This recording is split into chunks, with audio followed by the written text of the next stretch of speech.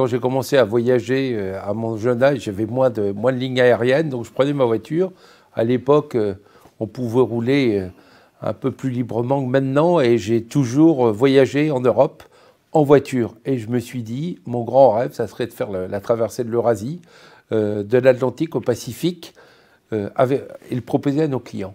Donc j'ai organisé d'abord un voyage de repérage en 4x4 en 2010. Et c'est devenu le voyage du siècle. C'est devenu le voyage du siècle, dont 4 éditions se sont passées. Alors malheureusement, 2020 a été annulé, 2021 va être annulé puisque les frontières de la Russie ne seront pas ouvertes. Mais ça reprendra en 2022. En 2022, puisqu'on a déjà une trentaine de participants inscrits. On a même un confrère allemand qui nous a acheté la prestation et qui fait partir aussi 30 participants. Donc on part de Brest.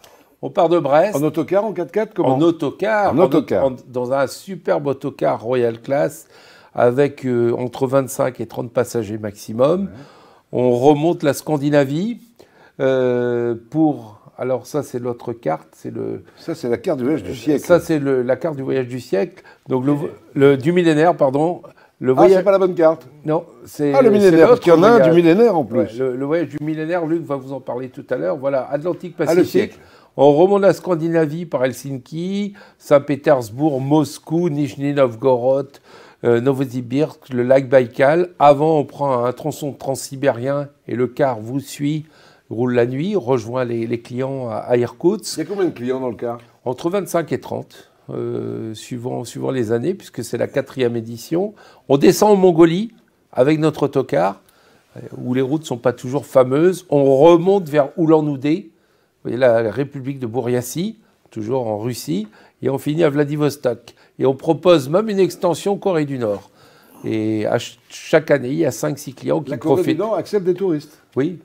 Et au départ de Vladivostok, il y a 1h30 de vol, donc c'est la bonne occasion. Jusque là-bas peuvent aller découvrir la Corée du Nord, c'est vrai que ça ne doit pas être commun. Pas trop, non.